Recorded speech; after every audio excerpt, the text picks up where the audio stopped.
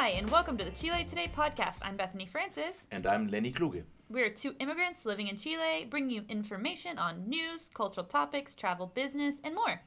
The Chile Today podcast is the first ever bi-weekly English news podcast. For more information about the news topics you will hear today, check out our news affiliate, chiletoday.cl.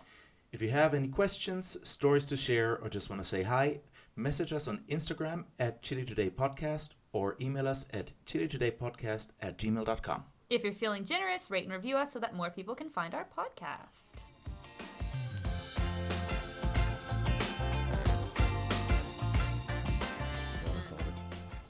Hey Lenny, what's up? Hey Bethany, I'm good. How are you doing? I'm good, as you say. How was your trip to New York? It was eventful. We went to New York and then we went out of New York and, drove around and then went back to New York and then we came back.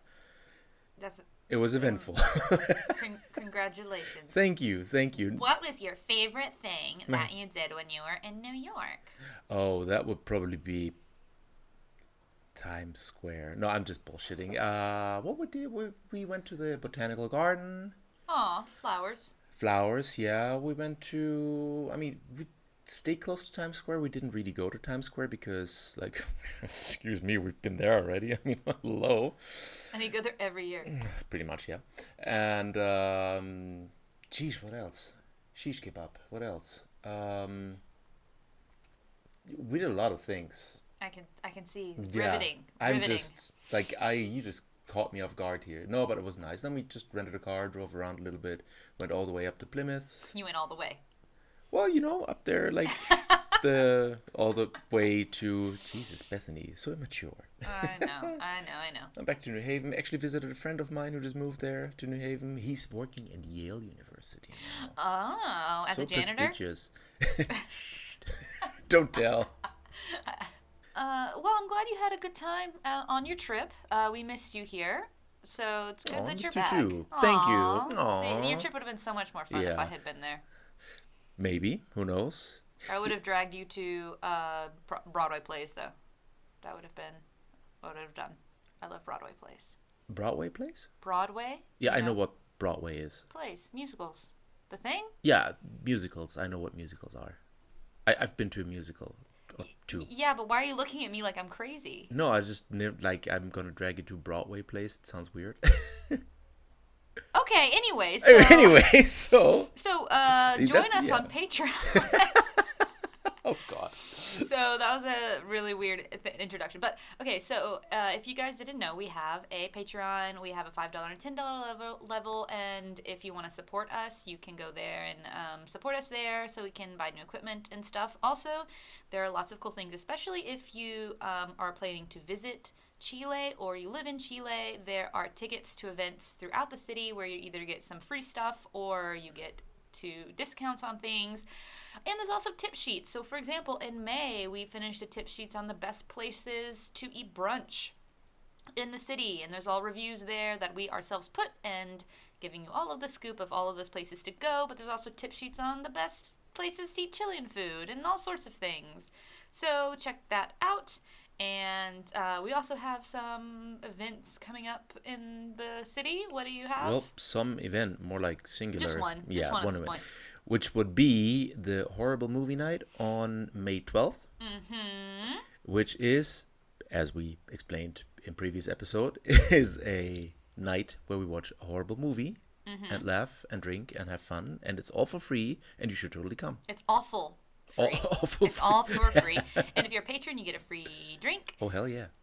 And we're watching Spice World this month. Which the last time I told some people at one of our events, they're like, that is a great movie. Which, look, some horrible movies can also be enjoyable. We're not saying it's not enjoyable. That's the whole point of a whole movie night. Right? Laugh, enjoy, all of these things. But yeah. And the acting talent of Victoria Beckham is unequaled. Man. I've never seen Spice World. Me neither, but I'm just assuming.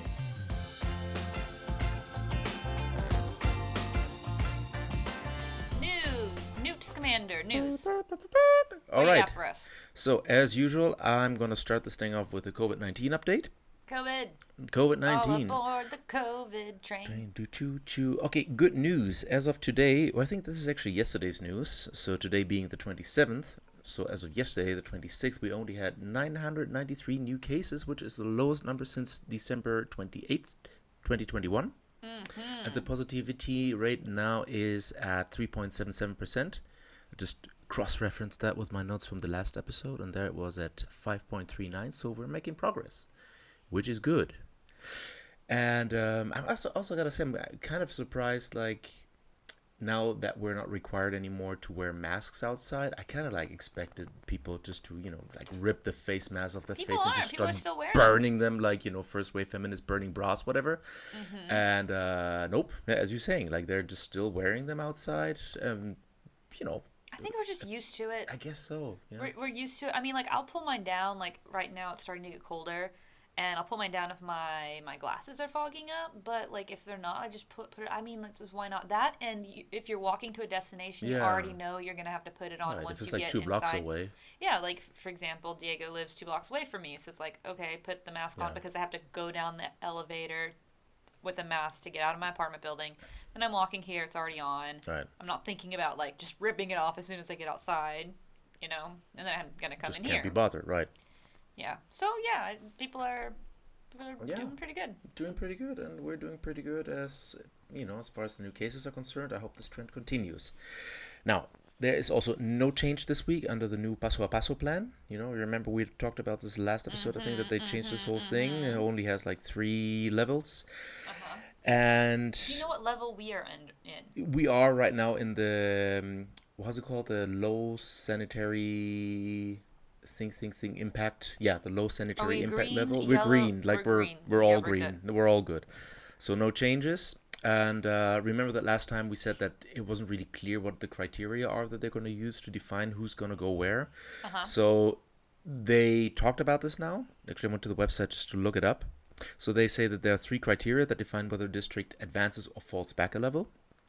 Now, we got virus circulation, saturation of the healthcare network, and also the vaccination levels. Now, in terms of the virus circulation, they say the one criteria is the reproduction rate, R. So if it's greater than 1, district's going to move from low to medium sanitary impact.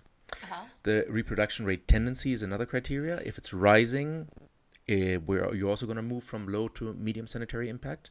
And the number of respiratory and COVID emergency cases, if it's higher than the reference years between 2015 2019 and the tendency is rising, you're going to move from low to medium sanitary impact. Bam, yeah, it's a lot of math. Then you have the saturation of the healthcare network. Now, in that one is the tendency of the COVID-19 related hospitalizations. If that number is rising, you go into phase 2, the medium sanitary And impact. this is all by comuna as well.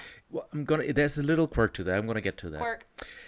Then there's the regional COVID-19 related ICU occupation. So if you are at a 25% threshold, you're going to medium sanitary impact. If you're 50% threshold, then you're going to high sanitary impact. And then there are the national ICU occupation levels. If they are at 90%, which I thought was quite high, you're going to medium sanitary impact, and 95% to high sanitary impact. And last but not least, vaccination levels.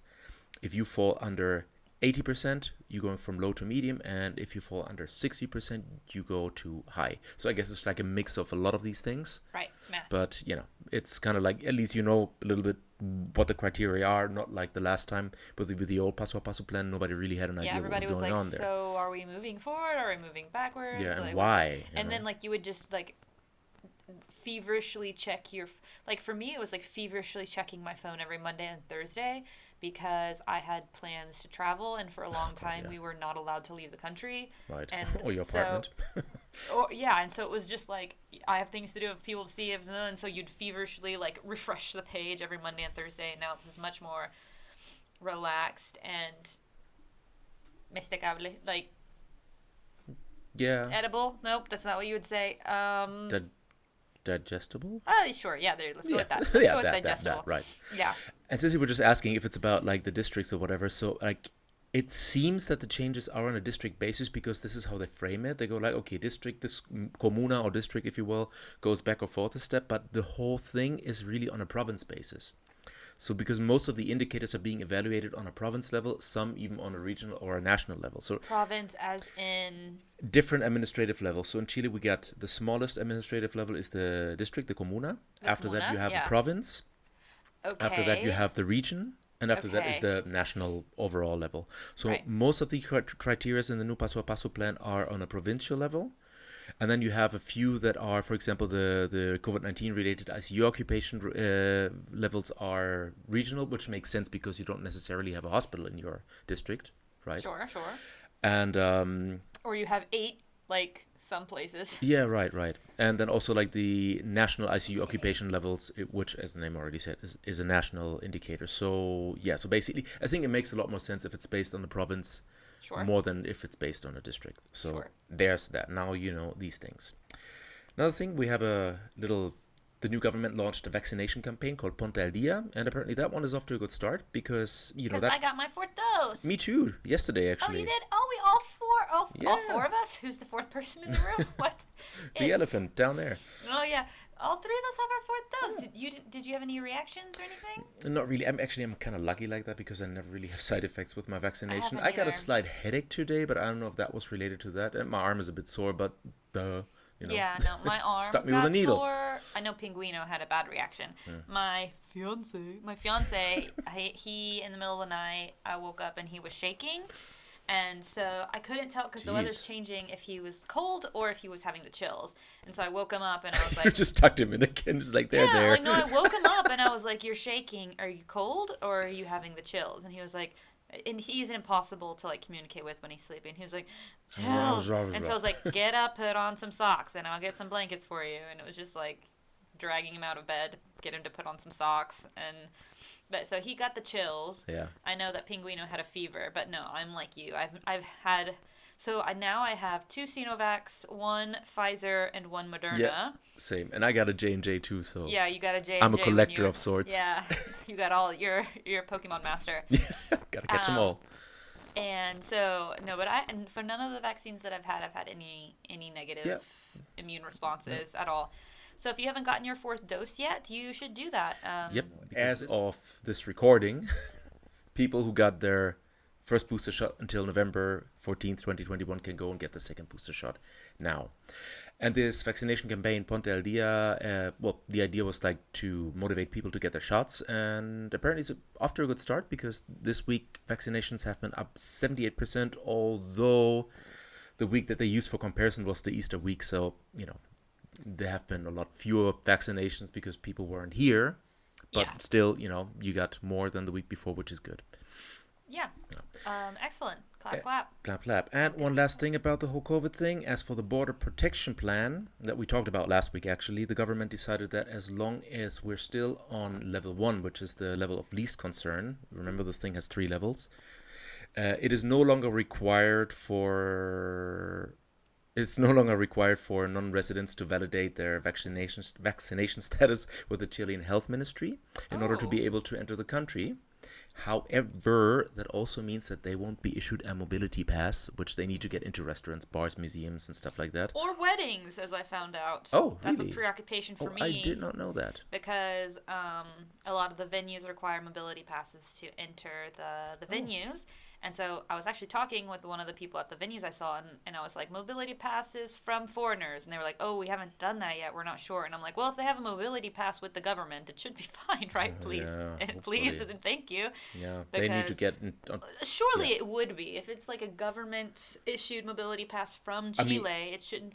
surely I'm not the first person to get Oh, married. you mean, hold on, you mean like from not a government issue from the US, but like right, but from it's been verified in Chile. Right, I mean, there's a process to that, but Sure. like it has been very slow. I don't know if they've improved this whole thing, Yeah. if it's going faster now. Hey, but we got like over a year for people to like get their shit together. Yeah, so they can, start getting their shit together now. Yeah. No. Oh, and also a correction, actually. You told me last time that you would have to pay the PCR out of your pocket if you don't get randomly tested here. That's not true, actually, I found, because I just landed a few days ago, and I was, one of the lucky ones who didn't get PCR tested. And actually, I asked the lady there, and was like, so do I have to, pay this out of my own pocket now? She was like, no, you're good. Just Oh, go. so you don't have to take it at all? No, not so at I all. got shit You shoved don't- up my nose for nothing? Yeah, for nothing, anything? basically. You don't have to, you don't even have to quarantine, nothing. Well, fuck. Yeah.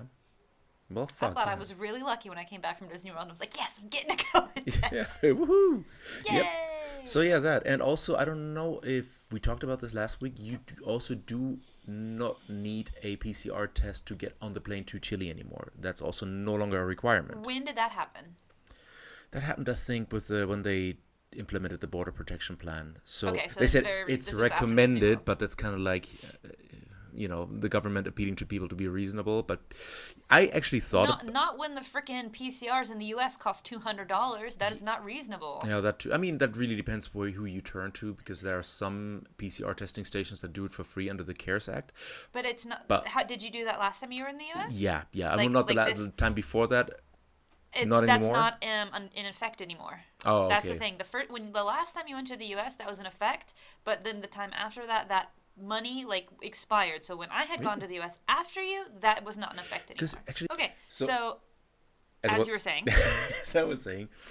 So yeah, I was considering actually doing a PCR before we traveled back, because it's a recent change. Like I mean, the I got staff stuck at in the Peru. I'm traumatized. right, the staff at the airport sometimes the staff at the airport, they're not like on the up and up sometimes. So I just kind of wanted to avoid trouble. Yeah. But then I thought about it, and I talked to a friend about it, and he was like, don't, because if that thing turns out positive, especially if you take a rapid antigen test, like, you're by law required to stay in the States, and then the shit hits the fan, because, like, what you're going to do, where you're going to go, When they come for you. when they come for you and everything. So, and I'm just like, okay, got a point. Then there's still the risk, okay, what if I do have it, but, like, with the numbers being the way they are right now, it's kind of like, I think kind of like the risk is sort of... Yeah, I mean, you worth gotta it. make that call. Yeah. You gotta weigh those risks. Yeah, knowing my fiance, we probably would have gotten the test either way, knowing him. But just for precaution's sake. But when I go to the U.S. next, if I don't need to take it, I'm not going to take it. However, like I said, I am sort of traumatized by like that whole situation where I got stuck in Peru, because the airline in Peru did not understand all of the rules. Like you said, like the rules are changing so fast that the airline sort of delayed. It's not like it's impossible to update their staff members every single day and have every single person updated on what to know. And so, sometimes it's better safe than sorry, especially if you're traveling and you have another plane to catch, or you're trying to, get here or get there, or like you're on a tight schedule. Yeah. Well, you got to weigh the risks there, so... Yeah, better safe than sorry. Yeah, I actually had a friend whose mother went to Mexico for vacation, and she got stuck in Mexico because she did her PCR. But this was back when they required it. Her PCR was positive, so she was stuck in Mexico for a whole extra week, but like in the hotel, not able to leave, which is not fun, I'm sure. I mean, I would think Fun you're times. just ready to get home. Anyway, you have any more on COVID? Nope, that's all on COVID for now. So if you are in Chile, it's raining. It's been raining. If you're not in Chile, it's been raining. And if you're not in Chile, There's a lot of rain. you gotta understand that when it's raining in, don't even say Chile, in Santiago, in the Santiago. metropolitan region, you gotta understand when it's raining here, it's a Everything big fucking deal. It's a collapses. big fucking deal. I have to, let me just fill you in on, like, when it rains in Santiago, the entire city collapses. People don't go to school, they don't go to work, and, like, it's just expected. Like, bosses don't expect you to come in, like, schools don't expect you to attend. And this is for some legitimate reasons and some not legitimate. Like, for the rain that was yesterday, it's understandable. But if it's just sprinkling, Chileans just, like, won't. Santiaguinos just won't go to school. It's like, oh, it's sprinkling. No. I'm gonna melt. Yeah, nope, I can't. But when it's raining the way that it rained yesterday, literally the whole system collapses because our drainage system is not very good in Santiago. So the streets flood, and there's some hilarious things that happen, which is like, you can pay a person to put you in a little cart to swim with you in the cart to cross the street. What? Where? All of my years here, I've never seen that. I've done it. Where? On the Apoquindo. Seriously? Like, they get a little buggy or a cart from the grocery store, and you can pay them. Pinguino is also nonplussed here. Yeah, you can pay them. No, trust me. Like, I've had conversations with other Chileans about it. It's like Wow. a joke. I'll look it up on YouTube. But like, people make. They're entrepreneurial. Gotta give them that. Yeah, I'm saying, and like you pay them, and they'll like hold an umbrella over you and like boat you across the sea. The little that is paddle the, like a. the sea that is the street at the time. I'm not joking. This is like a real thing. Oh, they like sing like the Italian like Venetian gondoliers? You know? I don't know, but I have done Oh, it. sole mio. That'd be funny. Yeah, it's they sing the Waton Loyola. Nice. But no, I mean the whole city collapses, the metros flood. It's a whole thing, and so we did need the rainfall because we are in an incredible drought. However, because when you are in a drought and it does rain, things get kind of complicated. Anyway, It's kind of a fucked up situation. It's like you need the rain, but you know, it's because- fucking up things. But yeah, there's still. been mudslides. Anyway, so there, so we had 27.4 millimeters, which was registered in Quintana Roo, 17.1 millimeters in the Pudahuel Airport, 34.8 millimeters at the Tobalaba area, and this added up to a rainfall record for a day in this month. ¿Cachai? Like this month, there was a rainfall record. So this was completely covering our zone. However, on the weekend, there was a lot of rainfall in the south. Like the south was really hit hard. So as I said, there's also in the south. And this has been in higher volumes, which were concentrated between Ñuble and the Valparaiso region. Yeah. I actually, I'm sorry, I might be wrong, but I remember I saw this headline where it said that like the Ñuble region replenished their water reserves by like 41% in just one day. It's Yeah, I just, mean, like, it's crazy. been crazy. Apparently, the rainfall exceeded 50 millimeters in some of those sectors. Yeah. So, Talca accumulated more than 15 millimeters in 4 hours during the afternoon of yesterday, which yesterday would be the 26th, which is where we saw all of the rainfall. And so it's pretty crazy. So the city's collapsed. There's been mudslides, so now we have a lot of other things to deal with. Our reservoirs, though, in a good way, are full, which is very important to Chile because, like we said, we do have a drought. We also almost all of us depend.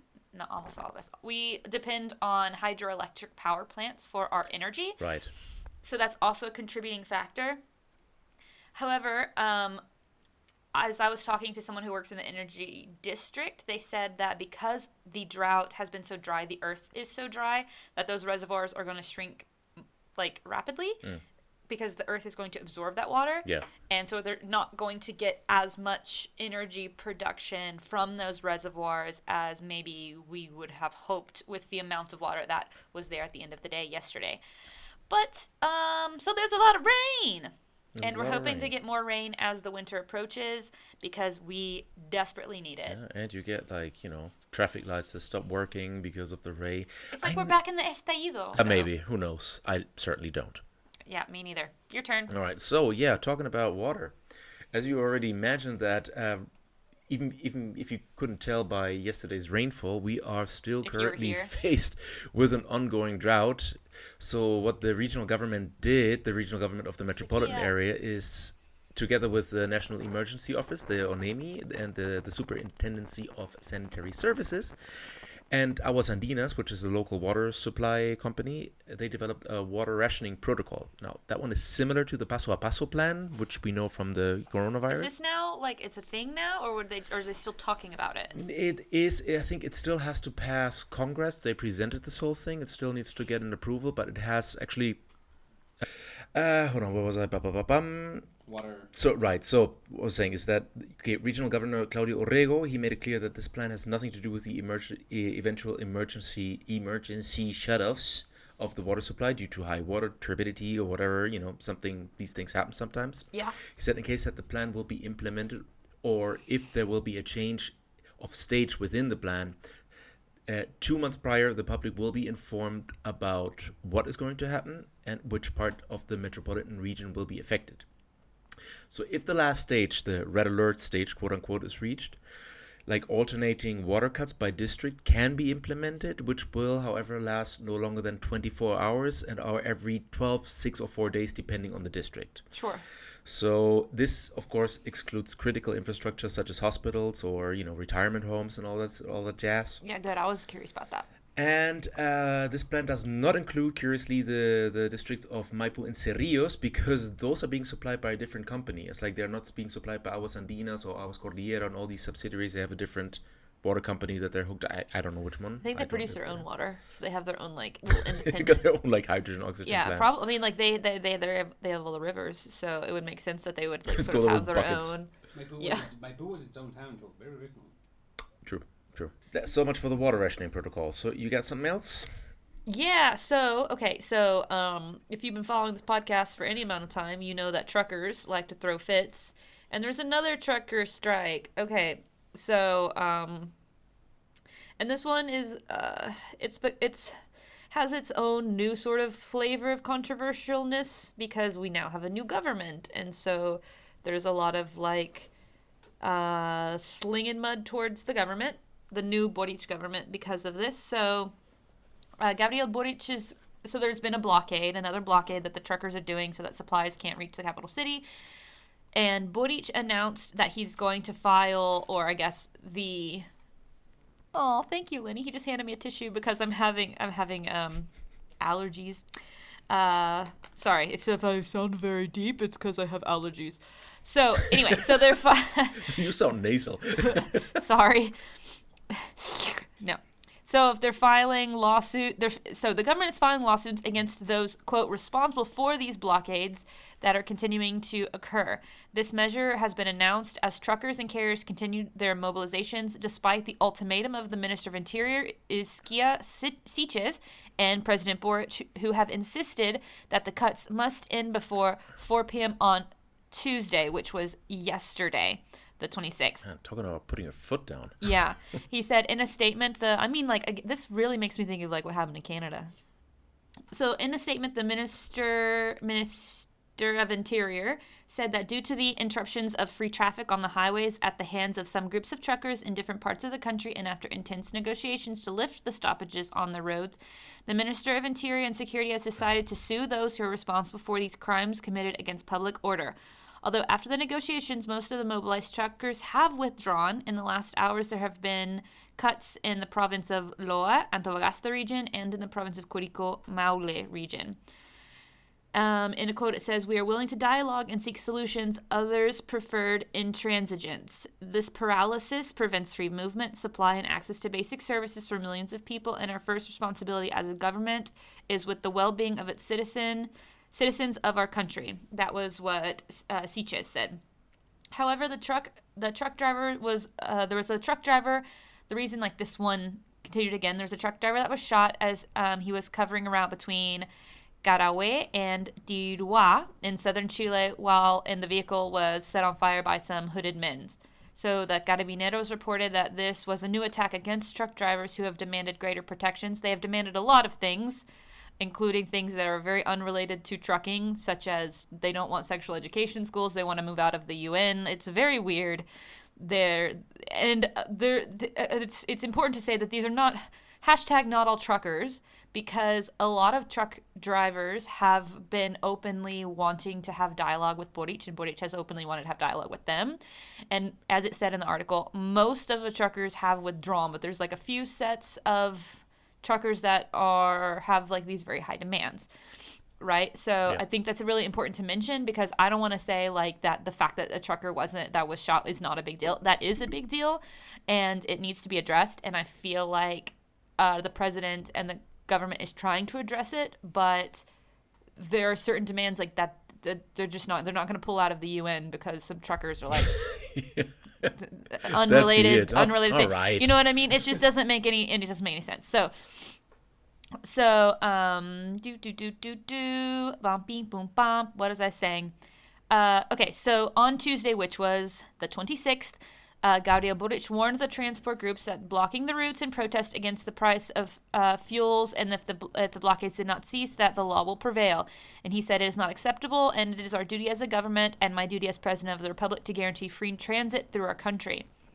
And also, like, considering the price, the inflation that has been occurring in Chile, and the fact that we've mentioned it so many times, truckers in this country have one of the biggest, like, power grips on Chile of any institution because of the shape of Chile, because we really only have one road. Yeah, we can't really go around things. But yeah, how would you go around without truckers? That's what I mean. Like, I think the issue is not the shape. The issue is that we don't have a functioning railway. Well, that's the thing. Yeah, and which is what Boric has been trying to do. Yeah, no, as well. No, but it's not like you can say, like, okay, as a private citizen, I can, because it's also talking about how roadways are blocked, like private gotcha. citizens It's not only can't get about there. supply. It's Exactly. Also, okay, gotcha. Right, but so, like, a private citizen can't go, oh, well, I'll just go around the long way. It's like, no, you can't. With my 4x4. Because we're this big, we're this thin, we're very thin. You think I'm skinny? Okay, so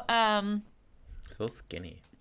So, since we assumed the government, Boric said, we have carried out permanent dialogues with the main groups of truckers in Chile.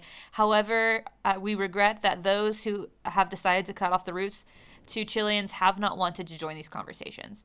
So, rock meet hard place. Like, there's only so much you can do if you're like, hey, let's talk. And they're like, no!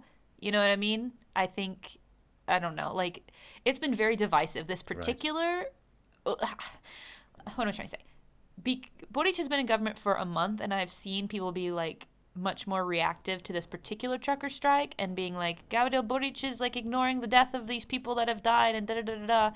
And I'm like, damned if you do, damned if you don't. Like, what is he going to do? Be like, okay, let's just pull out of the UN? Like, no, like... Because Juan told me to, you know? So. Yeah, like, the truckers just said this, and I'm just going to pull out of the UN. And it's like, I don't know. Maybe you tell me, Lenny. Is there anything else you think that he could do? Well, no, I don't know. No, but actually, in a way, I got thoughts here because I get the impression that the last years you've seen like a surge in empowerment of certain groups. Yeah. For better or for worse, you know. I'm not saying it's good, it's a bad thing. I mean, it really depends on what group you're talking about or what your political affiliation is. But there have been a lot of groups, interest groups, such as truckers, such as students, such as Mapuches, such as whatever. They have been kind of like, okay, you know what, fuck this, I'm going to take this into my own hand. And they organize and they basically...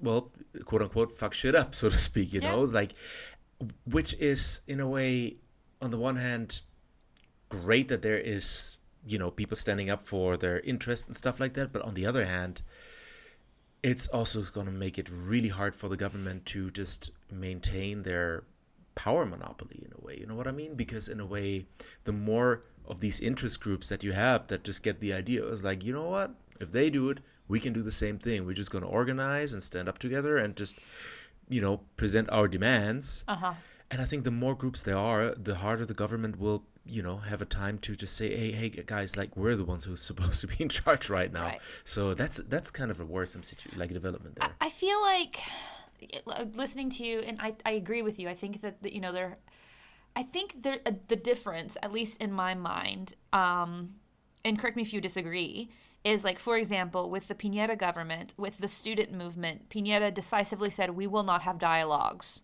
with these people because of their XYZ reasons, whether it was the student movement or the Mapuche or whatever. It was, we will not have dialogues. And Boric, even though he has his specific affiliations, he has openly said, we will have dialogue to every group that's approached him, with whether it was the Carabineros, who he is not a fan of, obviously, whether it's the truckers. He has openly said, like, let's talk. And I think I don't know if it's the solution, but at least it's a better way of handling it than saying, like, no, fuck off. Yeah. Because I feel like saying no, fuck off is only going to piss people off more. Absolutely. The thing is that you know, that's very subjective, but I've seen more and more groups being like, no, we're not going to talk. The truckers are one group. They were like, you know, you better fulfill our demands or, you know, things are going to go sideways. But I don't know how many of the truckers. You know what I mean? Like, Yeah. we're No, not it's getting a a full minority. picture. It's actually the same, and I'm going to talk about this a little later with the Mapuches too. You got like a very loud minority who said like, screw that. Like dialogue, not interested, because they feel that they can now. You know what I mean? I think that's an important thing, especially as we like start to tiptoe through the Mapuche like Oh, situation. I'm just barging in. Yeah, because we need to really make that distinction because And I'm not sorry. I didn't mean just the Mapuche per se. I'm talking about these interest groups in general, like because Sure. they feel more empowered. yes, and I think that I think that there are ways that we can do this. I'm interested to see how this develops. I think a lot of people are coming out really strong against Boric, and I'm like, guys, he's been in like office like a month. Let's give him some time. Poor guy. Like every single day, like he is just like balls to the walls, like doing shit. And I mean, he's in this very unfortunate position that the expectations are high, but he also set very high standards for himself. So basically everything, like every misstep that he makes, because like with previous presidents of the quote unquote establishment, people were just like, I kind of expected that, but Sure. with Boric, it's just like, aha, didn't you say you were going to do things different? And, And you're going to talk about that actually, about that right now. Yeah, no, actually, right now I wanted to talk about the minimum wage adjustment. That's what I mean, the changes. Oh, okay. Okay, perfect. I was trying to give you a cool I introduction. thought we were talking about the Mapuche thing, but okay. No. So the government and the CUT, which is like a workers' union federation here in Chile, they agreed on increasing the minimum wage from 350,000 to first 380,000 as of May 1st, and then eventually to 400,000 pesos as of August 1st. Also, if the inflation in December exceeds 7%, which kind of looks like it from where we're standing now, the minimum wage will be set at 410,000 pesos as of January 1st, 2023. Now, this is the highest readjustment in 25 years, and if you ask me, it's about time. Oh my God! Can you imagine? Like the I can't minimum wage has imagine. not been able to keep up with inflation for the last decades, actually. So, Finance Minister Mario Marcel also said that, among other things, they also agreed on certain measures to compensate for the galloping inflation right now. One of which will be Not a trot, a gallop. it's a gallop right now, right? And one of these things would be the creation of a quote-unquote price watchdog under the umbrella of the CERNAC, which is the consumer service, that will inform the finance ministry of any irregularities in the market basket, which is used to calculate inflation. I think we could talk about this. Take a basket of goods and then you calculate, do math magic, and then you got inflation. Math magic. The other thing would be the implementation of a mechanism that compensates for price fluctuations in basic food basket, which is like a subcategory of the market basket only containing food items. And this compensation will be paid out on a monthly basis as a part of the family subsidy, which means like only the families that are most in need will receive this, which is fair. Sure. Now, members of the parliament of the opposition as well as of the government coalition are questioning whether this increase of 400,000 will be enough, especially considering the high inflation rate of the last month. And I mean, probably not, but then again, it's a first step. And as you said of Mike before, that like the goal of the government is to reach 500,000 by the end of the which 4 years. interestingly enough, this didn't come up in this conversation at all, or at least not in the article, so they didn't make any allusions to that. So Me I neither. don't It was know. interesting because I'm not wrong, right? He said 500,000. He said 500,000. Yeah, so I have also not. There has to be a reason for it. Like maybe there's something in the Constitution that's like, when your rise minimum wage can't be more than I percent don't or know. something. But that kind of like stood out. Yeah, but for me, I remember him very much saying that, and nobody has criticized the fact that it's not 500,000. So I'm assuming, really, who's criticized Pinguino? The right? Oh, has he? Cass has been like, it's not 500,000, It's bitch. not socialist enough. Okay, Cass, you want to be 500,000? Donate your money. Okay, anyway. But again, I don't know why that is. He's got 4 years to do it. Let's hope he does. Yeah, right. Maybe he feels like if he had tried to go for 500,000 off the bat, it wouldn't have gotten approved. Exactly. Approved? I have no idea. I haven't talked to him. Yeah, on that note, talking about like the minimum wage, which hopefully is going to be at 500,000 now, I think it's more pressing than ever because like there was also news item that came out yesterday due to the high inflation, the poverty line has actually been adjusted. Oh, Jesus. And by like more than 10%, and it's now situated just below 200,000 per month. So that means like if you earn less than 200,000 per month, you're officially poor, which, you know, in turn means that now we officially have a lot more poor people than we used to have before, We already had thanks to the ton. inflation. So yeah, that makes it even more urgent, this whole adjustment of the minimum wage.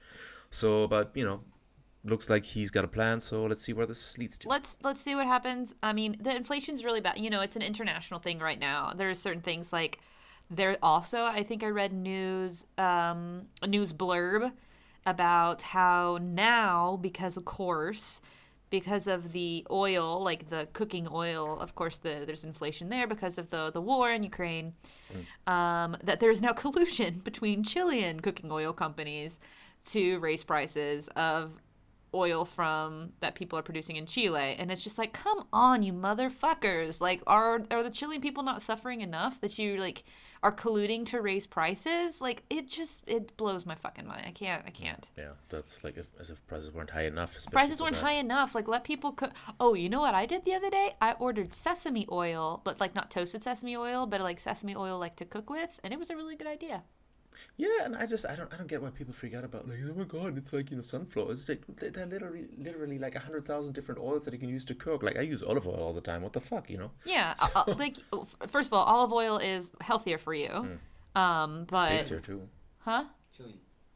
Yeah. Okay. Well, we have produce a olive- lot of Yeah. olives and grapes and all sorts of things. This is So this is really cool. There was a Chilean student, a high school student, who designed a system that detects when people put drugs in drinks, like date rape drugs, roofies and things like that. So 2 Chilean students designed, it's called Protect Your Drink system, that detects the presence of drugs that specifically the type that like make you lose consciousness, and these are drugs that are really hard to test for instantaneously, right? Because you know when somebody's been maybe drugged after the fact, but like it's too late. Yeah.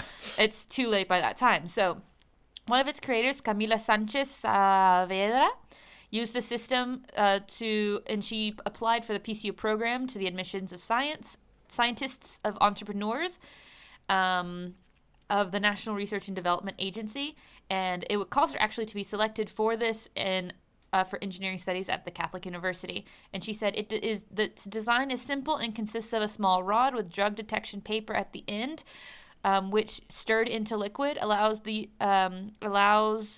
sleeping pills to be identified by the change of the color. Sanchez Saavedra stressed that the idea of the project is to prevent kidnappings or sexual assaults through consumptions of drugs and drinks, for example, when it's in parties, pubs, or discos. Protect Your Drink participated in the national competition of the Go Innova after ranking first in a science and technology fair that brings students together in different initiatives. So she entered into that, and her partner, and they won, and now they're accepted in one of the most prestigious universities in the country. I actually wanted to comment on this because as I was reading this article, I noticed that a lot of I didn't read the whole article because that would just like be like reading like lots of boring stuff to you. But they kept talking about how women being drugged and women and all of these things, which of course, yeah, that is the majority of people being drugged. But I do definitely want to emphasize that men, especially gay men, get drugged all the time. Fair. And I think that it is very important that we realize that this system is not just for women, that it's going to protect a lot of people from a lot of really bad situations. And I don't know, I just think, again, sometimes Chile gets very like focused on like one issue, and then they're like, okay, women need protection against rape. Great, yes, 100%, you're totally right, and it affects a vast majority of women much more than it affects men, but men also need protection from rape and those kinds of things. And for date rape drugs specifically, this is something that has happened and has existed, especially for a lot of gay men. Like, oh no, it doesn't work with men. It only works on women. It only works on women. It's genetically coded. Yeah, and so I mean, because that is actually something that happened a lot, like in the 90s, that men would get drugged and all sorts of stuff. So anyway, that's just wanted to mention that because a lot of articles, and of course they're teenagers, and their focus was for women, which I get, but this could also be very useful for all sorts of people. And that's what I wanted to say on that. There you go. All right.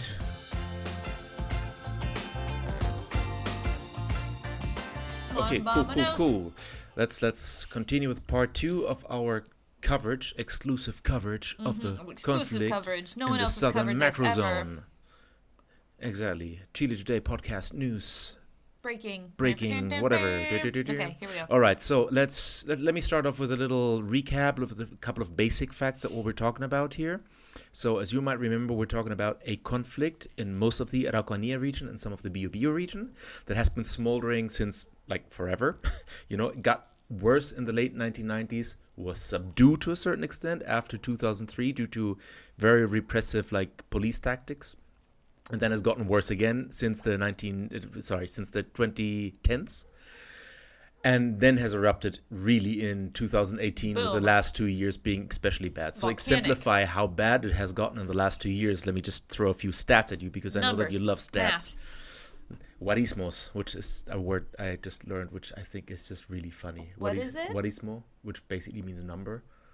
Guarismo. Yeah, I don't know. It's weird. Anyway, so in 2021, there was a total of 462 arrests in the scope of this conflict, which constitutes 53% of all the arrests that were made in the conflict area the 4 previous years. Oh, shit. Yep. In 2021, there were 1,475 instances of quote-unquote rural violence, 46% more than in 2020. Rural violence. Yeah, I'll talk a little bit more about this quote-unquote rural violence. It makes me think of like you're kicking a bush or something. Like rural violence. No. It's a bit more than that. Actually, it's a kind of a weird label, which I'm going to talk about a little more later on. But it's a thing that they use there. They're at it again, or like cow tipping. No, rural violence are basically all these incidents that they connect to the whole. That they connect to this whole Mapuche thing, the Mapuche uprising in the south. Basically, everything that happens in the context of the Mapuche uprising, so to speak. It's called rural. Yeah, violence. It's like the rural violence, but it has its own problems, which I'm going to get to. And the third point is that this conflict has actually catapulted Chile on the global terrorism index from rank 47 in 2020 to rank 18 in 2022, leaving it only second to Colombia and Latin America. Yep. Jesus. Yeah, that is quite a bit. I thought we were considered the safest country. No. The safest? What's happening with me? The safest? The safest country in Latin America. Well, not anymore now. Not anymore. What was that? Not anymore. I don't know. It's just like my bad. I'm like talking Southern from expression. Arkansas, and all of a sudden you came from Canada. Like, was that Canadian? I think so. I don't know. Man, I don't know. Like I'm all over the place. So, in general, for the most time, the attacks have been largely at night. It was mostly arson and were limited to equipment of like forestry companies such as trucks, excavators, front loaders, whatever, but have become increasingly more violent and assertive, including the burning of churches, private property, home invasions, assaulting law enforcement, even opening gunfire on a reporter crew, and so on. Jesus. At night as well as in broad daylight. Yeah, usually it was at night, now it's also like in daylight. Right. And so it sort of like went from like, okay, like, not that I would necessarily agree with it, but it's like, okay, the reason that you're attacking forestry companies is because, right, okay, they're destroying your land, and now it's like, whoa. It's kind of like a free-for-all now. Yeah, it's like now what is happening? Yeah, we're right. just, right. Now, the belligerents, so to speak, are on the one side the Mapuche activists and allegedly also drug trafficking rings. And on the other side, you have the Chilean government, got big businesses operating in the region, especially lumber corporations, big farms. Big pharma. Big pharma, no, big agriculture actually. Big farms. Big farms.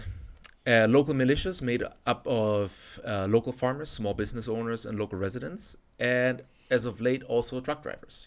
Those are the other side of the conflict. Now, what do the Mapuche want? The Mapuche are, of course, not a monolith. So there are different groups and within the community with different ideas and demands. Some more radical than others, while some are merely asking to have their ancestral land returned to them, but are otherwise fine with living under Chilean rule and coexisting with quote-unquote white Chileans. Voices on the other extreme want to actually eradicate the Chilean state, as well as expel the Catholic Church from the lands as they consider it a symbol of colonialism. I mean, have their own independence, like as in like the way that, for example, certain other indigenous communities live in other countries. Like they can create like their own zone where they have their own laws. True, but that falls in the middle. I was just like saying, okay, here's one extreme, there's the other extreme. Right, but what I'm trying to say, that doesn't, while it might be an extreme compared to like the living with the others, it's not an extremist idea. I mean, this exists in the US, right? Like the indigenous communities have their own laws that they're allowed to. Yeah, no. But what I'm saying is that like these extreme opinions there, they want to actually eradicate the Chilean state, like do away with all of Chile. Oh. Down with Chile, boom. You know? Okay. I thought it was just like we don't want to ourselves recognize the laws of the Chilean state, as in create our own sort of autonomous. Yeah, I mean, there are those voices too, but you know, I mean, those are probably like like a few okay, and far in between that right. have So these extreme they're views. not the anarchists, because that's not the correct term for anarchy, but like they're those guys, you know what I'm saying? I don't want to say anarchists because that's actually not what it's not anarchists what it are. So like they're the Anti-colonialists, if you will, but then that's also I don't know, anti-government. There you go. Thank you, Pinguino. Anti-government. So, but you know, of course, the Chilean state is not about to compromise its territorial integrity, while at the same time also needs to look out for its economic interests, as do the corporations operating in the area. You know, because wood-related products, I looked that up, they are like wood-related products and its derivatives like pulp and such. They make up around 7% of Chile's overall exports, like wood pulp. And these kind of things. Okay. Yeah, I'm just making sure that they're I know that. I was just making sure I understood what you said. Yeah, like pulp. So pulp. So yeah, I get that. You know, so Chile's gonna be like, yeah, we get that, but you know, yeah, but a lot of money is in imagine there, that is and a very, very small percentage of Mapuche who Yeah. want like I would say probably less than. yeah. I mean, 1%. there's a whole spectrum in between, and you know, basically the two groups have to see where they can meet on the spectrum. So we're gonna get to that. Now, talk a little bit about the radicalization of the movement, because up to now the CAM, which is the Coordinadora Arauco-Mayeco, CAM, under the leadership of Mr. Héctor Yaitul, has been the voice of the Mapuche resistance, and for the last 2 decades they have been calling the shots through the armed branch, the ORT, the Órgano de Resistencia Territorial, or like, I don't know, I translate this as territorial resistance organ, which sounds weird. Organization. So I guess that might be a better... Yeah, instead of organ, organization, German. It just sounds like a very belligerent dick. I'm sorry. Your member. Yeah, tell you, are you a member of the organ? Your organ. So yeah, so they were the ones that were responsible for most attacks on the forestry companies and the property. However, in the last years, the movement has become a lot more fragmented, with splinter groups emerging, which are more radical, younger, less disciplined and organized, yet better equipped, such as the WAM, the WAM, also, which stands for Waichan Auca Mapu, which itself is merely actually an umbrella organization made out of several even smaller groups that answer to their own leaders. So they're like all over the place. This just sounds like the left. Yeah. Not associating necessarily bonds with the left. But I'm just saying the way that the left in Chile is organized. It's just like, what party are you? Oh, you're in this coalition. Yeah. But what party? Is part of the bloc, which is part of this Which bigger is thing. right, but you all hate each other. Okay. Yeah, but you know, common goals and whatever. So yeah, actually, one of the authors of the articles that I read pointed something interesting. They said something similar actually happened in Mexico when the state coercion undermined the stability of one of the major cartels, and gave rise to less established groups that sought to carve out their niche through violence. So basically, no, what they were saying is that, and I'm gonna get to that too, since the government was like cracking down on basically this the CAM, like. This gave rise to a lot of splinter groups, small splinter groups who were just like gloops that were like, guys, like we need to do something. And the CAM, the Coordinadora Arauco-Mayeco, was really not, they didn't have the power anymore that they used to have. So like these small splinter group emerged. So that was, I think it was an interesting comparison there. So I would err on the side of caution for the types of articles that feel comfortable comparing the Mapuche organizations to a drug cartel, because I feel like that a lot of people will read into that more than maybe. That was an English language article, so I think it was rather academic. I would have to look it up, but yeah. Okay. But you know, so far the CAM has condemned violence against people, but has recently grown a bit more bold.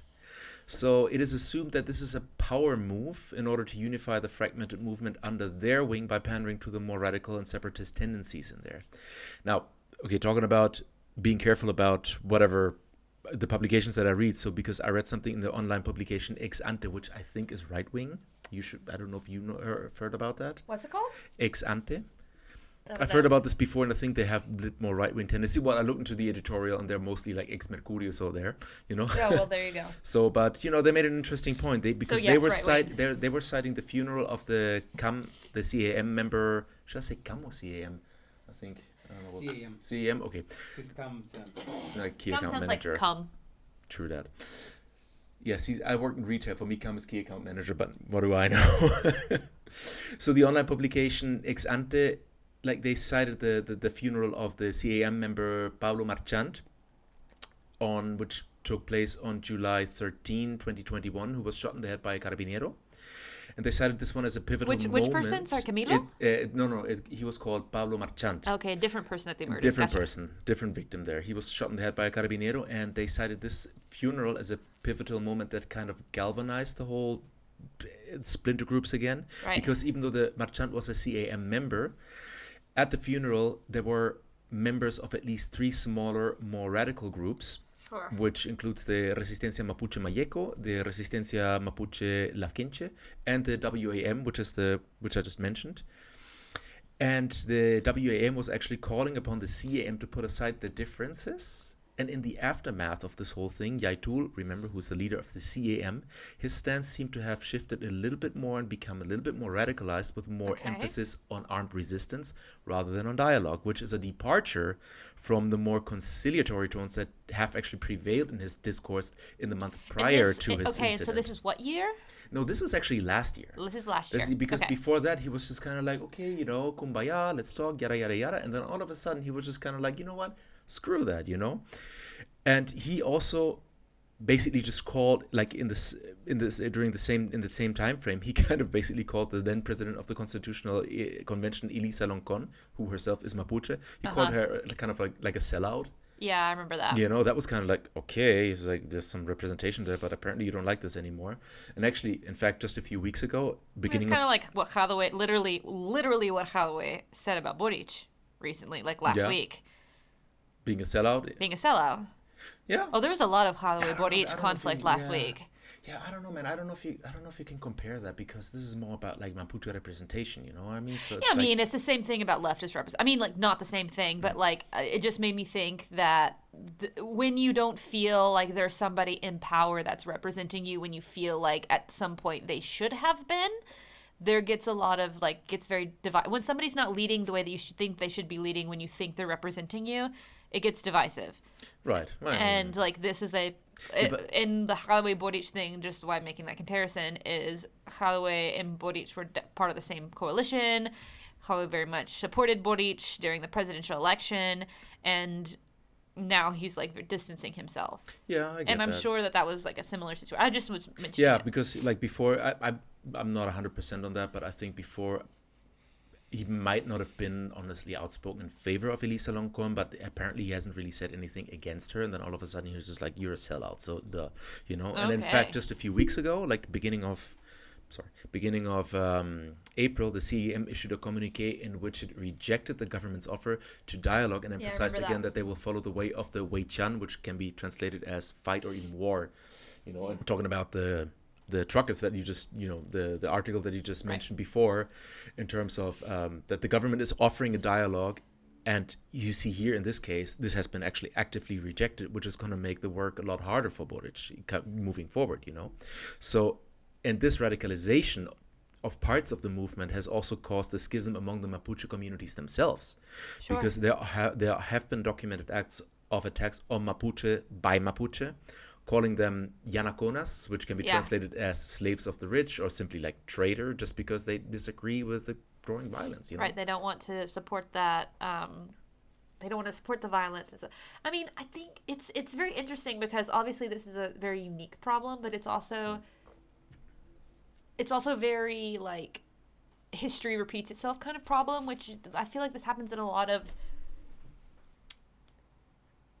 a lot of history, right? We have like different groups that used to be together and now are splintering and now are becoming like enemies, and it's very, yeah. So I'm trying to say it's not surprising, I guess, what is happening in a way. Like obviously it's a very unique problem. The fact that I'm not trying to say that the Mapuche are just like everybody else, but I think this is gonna come up a little later. But they said that it was. What spawned the splintering was also basically just I talked about this right now, that the repressive state tactics, you know? And so, that's the thing, is like everything kind of like, up until this point has been repressive state tactics. Now we have somebody like Boric who wants to dialogue for the first time, really, and they're like, we're done, nope. we're done, yeah, we don't exactly. want to. And so this puts the Boric government in a very difficult situation, because the truckers really want to do what Piñera was willing to do, which is basically arm the state against the Mapuche, but Boric, as somebody who is very sympathetic towards the Mapuche cause, doesn't want to do that, because he understands that means there are going to be more deaths. Like he wants to de-escalate. He wants to de-escalate, because there will, if they arm more people up into that area, it's only going to get more violent. It puts the government in a. I think this has happened a lot so far, what we've seen with the Borges government. It's like putting this, like, I want to do this. People are like, you know what? If you had tried 2 years ago, and he's like, but I wasn't here. But, you know, it's like, so it's interesting. Anyway, keep going. Yeah. So let's talk about a couple of key points to understanding the conflict. I got 4 here, and the first one is actually quite brief, because the first one would be conflicting ideas of statehood. Because Chile has been modeled after the European idea of a state, which with a homogeneous populace. And this, of course, doesn't take into account the variety of indigenous tribes and cultures that live on Chilean territory. Sure. Now, the new constitution redefining Chile as a plurinational state might actually take some pressure off of this. So let's stay tuned. Let's see what happens there. Right, but which this is the kind plan of, like, of the new constitution. Yeah, which is kind of like the first layer of this whole problem here, because, you know, their idea of a state, or the Mapuche's idea of a state or statehood, is vastly different from the, you know, classic European idea. Right. The other point is, and this is a little longer one, are territory and economic interests. Now, territory is a big one here. Now, as you mentioned in the last episodes, in the first part, the Spanish were not able to conquer the Mapuche. So at first, Chile basically ended where Mapuche territory began. And with Chile's independence from the Spanish crown, Chile expanded south by force, especially during the pacification of the Araucanía, as you mentioned, you know. And these campaigns were between 1861 and 1883, and also by incentivizing settlements by immigrants in the area. And that actually reminded me of this law of selective immigration from 1845, which I talked about when I was on as a guest. Yeah, and we talked about it last week as well, which how a lot of Germans came to a lot of cultures, but because we were talking about the German episode, we were talking about it specifically. Yeah. To Chile to Anglicanize that area. Right. And then also by a very, you know, by dishonest bait and switch deals with the Mapuche community. So you got like forced expansion down south. You have incentivizing settlements by foreign colonists, and then also like very shady deals that they struck with the Mapuches that kind of caused the Mapuches to, you know, successively keep on losing their territory, the land, you know. So now, in the late 60s and the early 70s, some of that land was returned to the Mapuche through expropriation as a result of the agrarian reform and the creation of the Commission for the Restitution of Usurped Territories. That is actually the name. That's a very long name. Great. First under President Frey, and then under Allende. Allende! By which I mean Allende. So that was good, but, you know, then again... There was a dictatorship. And then there was a dictatorship, and then this whole thing was went to shit. Was taken away again under the Pinochet regime, who in turn like pawned it off to the private sectors, mostly big forestry companies, which eucalyptus and pine. Eucalyptus is the worst. So they called this whole thing the counter reform, which I think is the most cynical thing ever.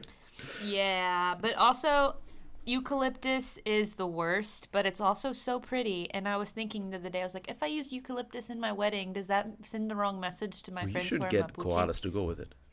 It's like very Da Vinci Code. Well, I keep thinking about that. I'm like, oh, eucalyptus, because it's like blue and also green. Like, honestly, I think a lot of people wouldn't even know what fucking plant that is. Fair point. Okay, there you go. So, right. So, Baba. Beep boop bop. After the country's return to democracy, the so-called indigenous law was passed in 1993, which eventually led to the creation of the CONADI the same year, which is the Cooperación Nacional de Desarrollo Indígena, or the National Corporation for Indigenous Development. Now, one of its main objectives was the buying of lands from private owners and transfer them back to indigenous communities. And actually, conflict was very low during the first years of this process and almost never violent, because people were seeing, okay, there's some process being made, but the framework of the CONADI was very ineffectual and lacked a mechanism to resolve controversies. Gotcha. And as a result, not much progress was made, as owners are reluctant to sell, and there was a lot of red tape to deal with. And, personal thought, I think the government probably also didn't have much interest in this whole thing. Yeah, probably not. Either because, at the same time, the government was heavily promoting the expansion of the national forestry industry, which absolutely ran counter to the claims of the Mapuche, They were like, okay, we're giving you land back, but we still need to cut down those trees. So, yeah. So this is when the Mapuche started organizing in larger groups, and the conflict became eventually violent, So Sure. These forestry companies are considered by many Mapuche communities as interlopers, of course, desecrating their ancestral lands and Terrorists. its nature, which they need, and its nature, which they need for their own sustenance. Just work in the land. And also, I mean, I'm going out on a limb here. I'm not an expert, but I think also in the Mapuche culture, this whole idea of living in harmony with nature is really important. Sure. So I guess they cannot really abide by the massive deforestation caused by those, forestry companies. And actually, some Mapuche communities have since then taken things into their own hand and taken over land that officially belongs to the forestry companies or large and medium-sized farms. They're just taking it back. And law enforcement usually moves in, try to expel those communities, but they just come back every time. And at some point, the police is just like, okay, you know what, fuck it. We're giving up. This is not worth it, It sounds pretty effective. Yeah, well, but, you got to have the, just the stamina to just keep on doing that, Yeah. Would be kind of annoying if I was Mapuche man. Yeah. Would be kind of annoying if I was a policeman too. I mean, would be kind of annoying if I'm on any side of this conflict. So yeah. So that is one thing. I don't know if you want to add something to this. No, I mean, when you were saying, like, earlier when I said, it made sense that, there would be attacks on the forestry machinery and things like that because of what you were saying, right? Yeah, that's the root of all this whole thing. Exactly. These are directly related to the fact that not only are these their ancestral lands because they are their ancestral lands, but it is also because if they are doing forestry on these lands, and I think it's important to mention, if you haven't listened to our episodes about the trees, is that the trees that were planted by the dictatorship, which is specifically pine and eucalyptus, these actually contribute to our droughts and to our wildfires because they suck up a lot of water. They grow very, very fast, and they are tearing down indigenous plants to put in these other plants, and because they grow so fast and because they are so dry and they suck up so much water, it's also killing surrounding plants, and it contributes to wildfires because they just go up. It's just it's just cinder, and it goes up, and again, there's that fire in all of the places. It wipes out other close areas of indigenous communities and just people in general trying to live their lives. Yeah. And so it's not good. They could have at least tried to they could have at least have imported like koalas along with these eucalyptus trees to just add apparently a cute koalas are like really like stupid. They're stupid, but apparently they're also really like what's it called? Like Picky, they're like almost like an infestation at some point because as much as they eat, like we would have no more eucalyptus if we had koalas. Like good that thing, might, then. we might as well just bring to our Australian koalas listeners, in. please bring a koala. Get all the eucalyptus out. Chlamydia. Just hide it in your coat or whatever so they don't. Koalas have chlamydia.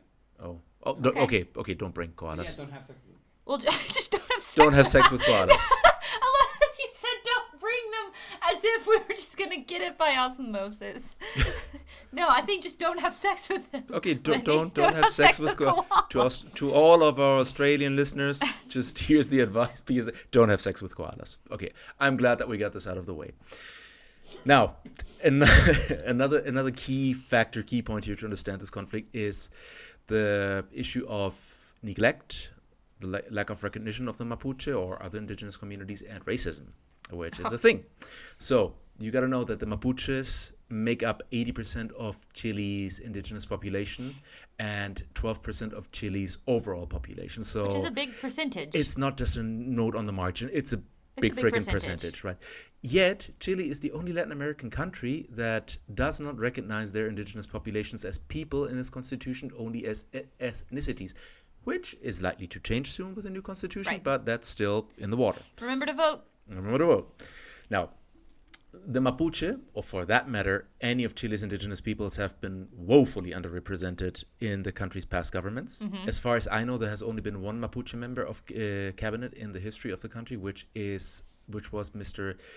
Venancio Coñuepan, who in 1952 under President Carlos Ibáñez del Campo served as the Minister of Lands and Colonization, ironically. Oh. The ministry has since been renamed the Ministry of National Asset, Bienes Nacionales, But even in the very progressive female majority cabinet of President Boric, right now, there is not a single Mapuche heading a ministry, I mean, only a little bit further down the administrative ladder, we find Miss Luz Vidal Uriqueo, herself Mapuche, as the subsecretary to Women and Gender Parity Ministry, which, I gotta say, like, in my opinion, it's kind of a strawman argument by the political right. So it's like, well, you don't even have Mapuche representation. Yeah, Because, come on, okay, I calm get down. it, No, but I mean, still, like- it's nevertheless, it's important to point out that, Of course. Like, should there be Mapuche representation? Yes. But how dare the right? yeah, no kidding.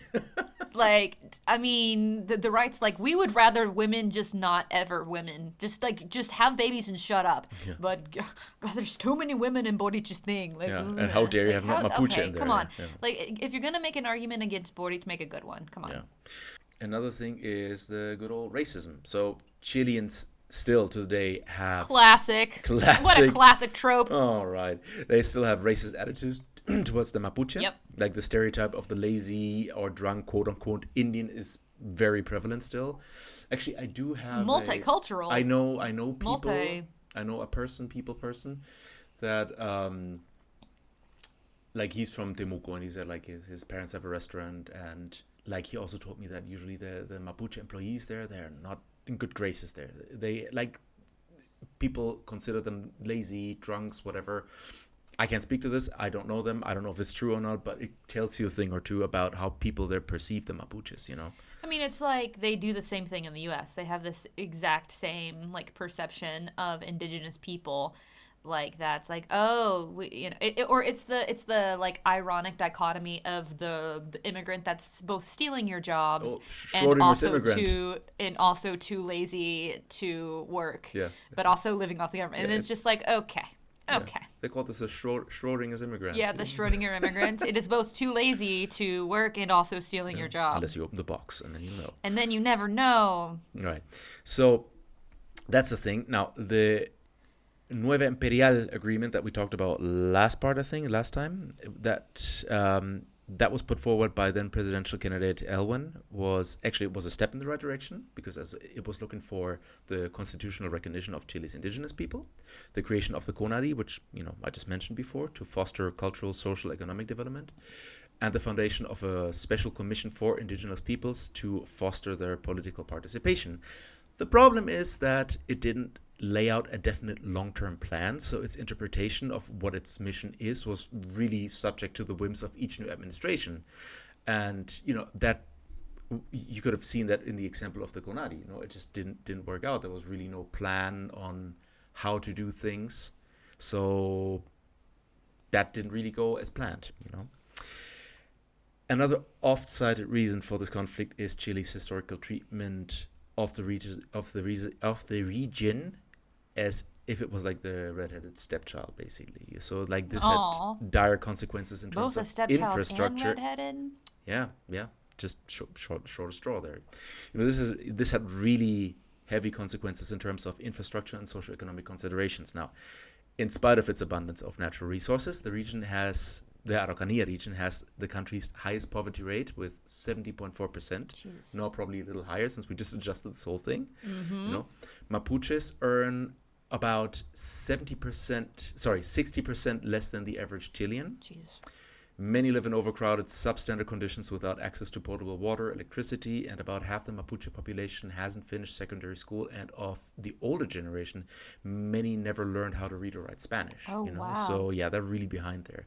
Now, but since it has always been like this, one could actually make the case that the Mapuche have had a sort of de facto autonomy throughout the last 2 centuries due to the absence of the state, which makes it even more difficult for the government to be welcomed back into the region by the people there. You know I what don't I mean? understand your argument. No, like, no, it's not an argument. It's like what I'm saying is that like they kind of had to make it on their own anyway for the last 2 centuries. Okay. So now the government Because goes the like, government has be been like, like, hey, "Fuck let's be you." friends, and they'd be like, who are you? Yeah, you've never helped me before. When Yeah. in the times that you've tried to help me, you fucked know. me over. So why the hell would It's like, I? Dad, it has been 30 Not like years. that. You're not my real dad. Yeah, kind of like that. So, Yeah. that Okay. has Okay. been- Now I see what you're saying. Right, that's been a difficult thing. Okay, another also very salient key point in understanding the conflict is the violence and the state's handling of the situation. Because Chile's handling of the situation in recent years had more of a focus on asserting the state's dominance rather than seeking dialogue, you know. And as I mentioned in part 1, in 2007, then President Michelle Bachelet implemented the Pinochet-era anti-terrorism law in the region, which allows for longer prison sentences and anonymous testimonies if a case is defined as a terrorist act. Now, this has even been condemned by the Inter-American Court of Human Rights in 2014, and before that, in 2013, has been also very harshly criticized by a UN expert on human rights and counterterrorism, Mr. Ben Emerson, and I quote here, "The anti-terrorism law has been applied in a confused and arbitrary fashion that has resulted in real injustice, Yep. has undermined the right to a fair trial, and has been perceived as stigmatizing and delegitimizing the Mapuche land claims and protests." Yep.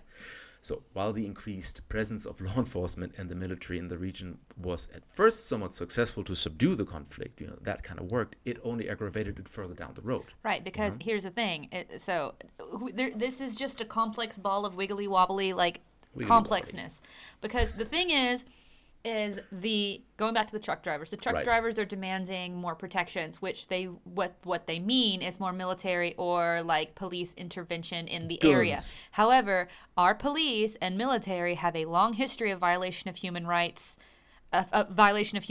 Not doing things the way that the justice system is set up, which is a problem that Boric is trying to like broach right now. And so the truck drivers are demanding to have this intervention. But if Boric was like, yeah, okay, then he would then be sending people who he actively knows are violating human rights to go and give them a pass to go violate more human rights.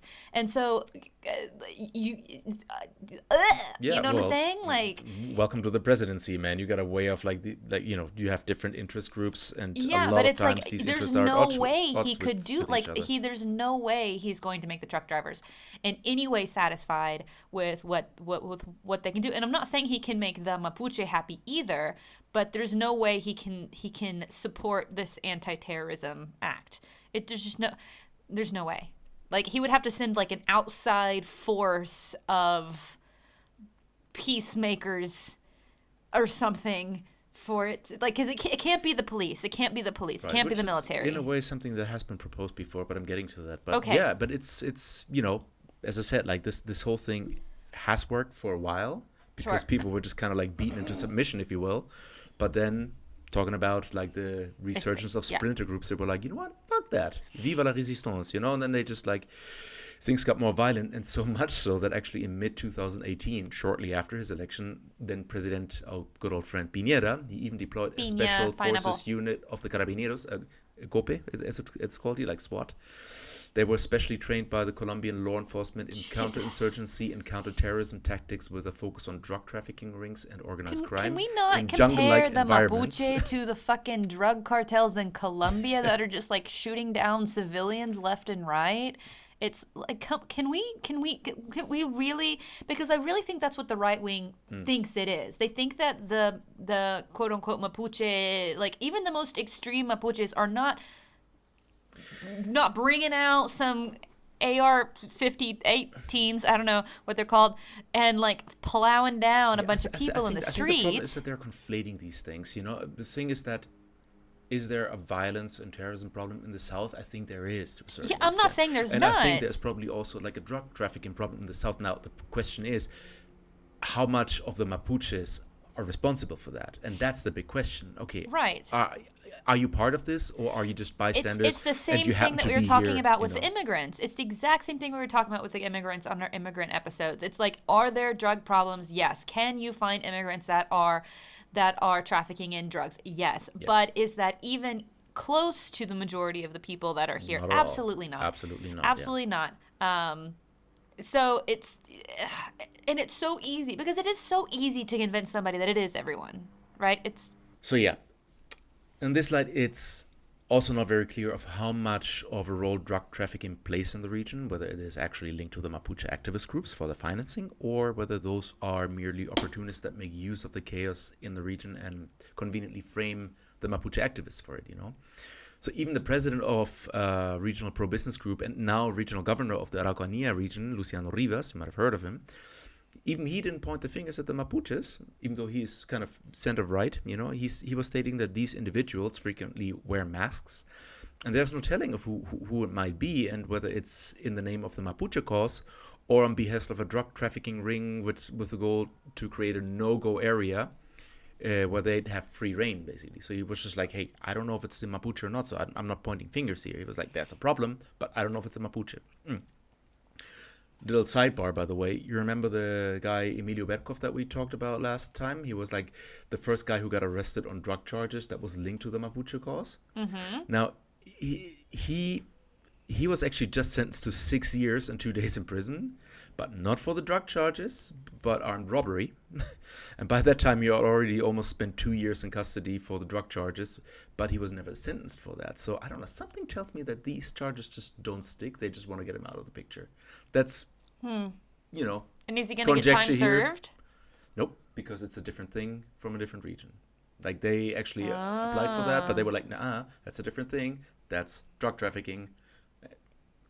Because what he got sentenced for was armed robbery. So. I mean, if he did it, then okay. Well, here's the thing: if he did something, then he should be put in jail. However, you have the right to. I don't think you should be waiting 2 years to be sentenced for something. That's bullshit. Yeah, but on top of that, right? That's bullshit. Like, if you're found guilty, then you need to be sentenced. Yeah, and I got the impression that, like, because it caused like a big brouhaha back then. Brouhaha. Because they were like, oh, Mapuches, drugs, whatever. And now, I don't know, like, I might be wrong, but now that like 2 years later he eventually gets sentenced, but for a different thing, it's kind of like tells me they tried to make these charges stick, but they probably didn't stick because he might not have done it. Who knows, But they And tried like to you said, they've put him already. away. It doesn't. It's so hard, right? Because we know that the government has planted evidence against Mapuche. Like, we know that. And so and that's why when we were talking about last week the case with the fire that killed the elderly couple, there were a lot of McKay people. and Luxinger. Yeah, there were a lot of people in that trial who were found not guilty, and there were a lot of things like planted evidence. Was this planted? Was this blah, blah, blah, blah, blah, blah? How much culpability can we actually say was there? Like, it is if you want to say X person or X people are guilty of these things, you lose all of your credibility when you plant evidence, when you try to do it the fucked up way, because you've lost your credibility. Now I don't believe you for anything. Yeah, hey, you want to plant evidence, man? Do it right.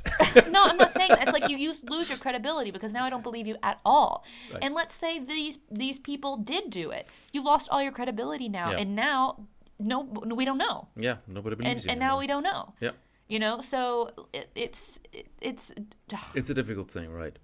And there's also like the suspicion, like talking about planting evidence or basically falsely accusing people. There's also this suspicion that some of the arson that has been perpetrated by the forestry companies that they've done it themselves. Exactly, Yeah. like committing insurance fraud, basically. Yeah. The leader of the CAM, Héctor Yaitul, he even claimed that the attack on the TVN reporter crew in March 2021 was carried out by hired gunmen, possibly Mapuche, to undermine the Mapuche's efforts to turn public opinions against him. Now, it's got to be taken with a grain of salt. He's got a lot to lose all of these there, things, grain but, of salt. you know. However, all of these things, grain of salt, like that, the reporter stuff, I'm not sure about. But I know that, for example, the forestry companies have directly benefited from money that they have gotten from insurance companies. They have, and some of the, I think, was it Pinguino? Correct me if I'm wrong. Wasn't there something where a forestry worker was even like found with something? What was it? After a fire with incendiary materials. He was like, that's not mine. Yeah, exactly. And then again, that was one of those cases where where the forestry company and those people were going to directly financially benefit Right. from that particular thing being on fire. And it's like, you've lost all your credibility. Yeah. So something that supports actually the hypothesis of the Mapuche groups engaging in, I don't know where does this accent come from, so let me do this again. So Mario. it's me, Mario. Now, something that supports the hypothesis of Mapuche groups engaging in illicit drug trafficking is that some of these smaller and more violent resistance groups, such as the WAM, they came out of nowhere, yet are far better equipped than the Big Daddy CEM, sporting assault rifles and even camouflage uniforms. But does that mean that they're trafficking drugs? No, that doesn't mean, but it's... Or does that mean they're trafficking arms, which are two different things? Right, but they have to finance this whole thing in a way. Right, but you can, but okay, again... Look, I'm not saying that this is it. I'm saying, this is something that can be used to support this hypothesis that they are financing their operations somehow big time. All I'm trying to say is weren't we just talking, I don't know if it was off air or not, about there are a lot of arms trafficking from Argentina in that area, so it could maybe just be, I don't know, I mean, again, like you said, you have to finance it in some way, but if any sort of rebellion group is going to try to arm themselves, unfortunately. Yeah, right. But what, like the author was saying, that like the CAM, who was also no stranger to violent attacks, like they are not as well equipped as the WAM, and everybody is just like, where'd you get the stuff? stuff? Where do these kids get the stuff from? Like they've been around for like 2 seconds, and where'd you get that? Like you have no influence here, so that's kind of hinky. I kind of get that. Hinky panky. So. Now, talking about the rural violence that I've teased before, like that is another problem, because that is a label that is used to categorize incidents related to the political conflict in the zone, and that is problematic for two main reasons. One is that as the pressure was mounting on the investigative police, the PDI, to present some results, they switched tactics and they started tailing suspects, hoping that they catch them red-handed doing whatever, Oh, God. And when they did, more often than not, it was classified as rural violence, even though it might have nothing to do with the greater conflict. But them cow tip. It's fine. Yeah, but they probably were under pressure. It was like, okay, we need you to... I don't know how it works, but like in the States, they have quotas, Yeah, like this, like at the end of the month, like you have to have pulled over X amount of people, so you don't want to be speeding on the highway at the end of the month because you'll probably get pulled over. Good tip. So, yeah. So I think, I don't know if it works like that, but I wouldn't be surprised if that was the case. If we're like, okay, we need like you've been X tailing cases. this guy for 3 weeks. Why haven't you found anything? Yeah, and also like, hey, you're down on your rural violence quota, like, and they, I don't know, probably I'm exaggerating, but maybe they caught this guy like peeing against a wall. We're like, aha, violence against this wall, mural violence, boom. So that is the thing. Another thing is that the rural. God, that's such a tongue twister for me. Sorry. I can't even say rural. The rural violence. Rural violence. Rural. You gotta say.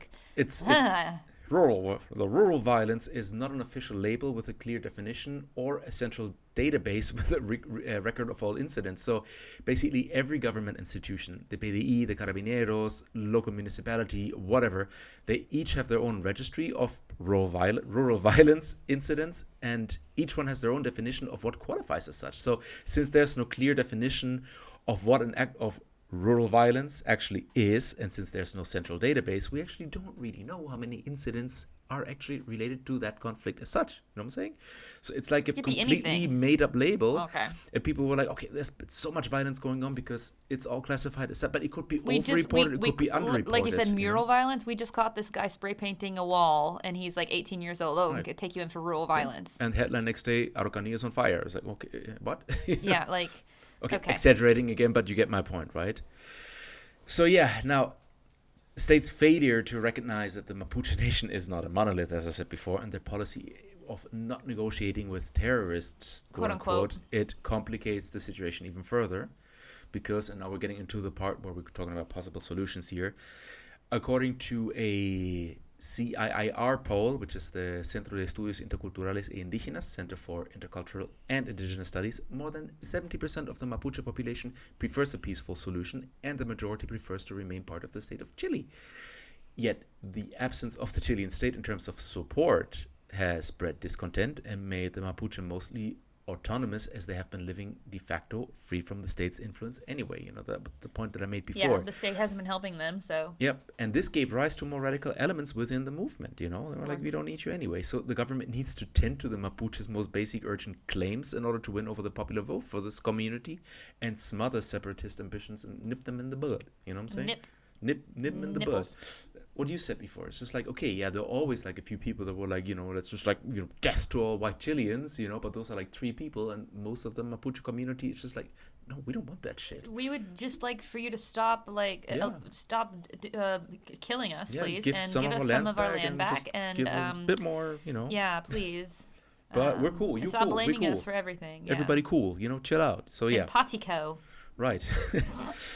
Now, the problem is that the state has been failing to recognize that the Mapuche nation, as I said before, I'm repeating myself, it's not a monolith with not one single representation, but at the same time, it does not want to And then negotiate Piñera- with terrorists. Yeah, and Piñera fucked up with this whole anti-terror. Like, that's what he did. He was That- just that like, was I actually don't want to Ba- that was listen to actually anything. Bachelet. Just okay, yes, but Piñera like pushed it a little step Yeah, further. yeah, no, Yeah, he we just talked kept about on that going. last. We talked about that last episode about how like Bachelet was the one who like started it, but it was like ramped up by Yeah, Piñera, yeah. especially because the conflict ramped up with Piñera, and he basically was just like, go fuck yourself, basically.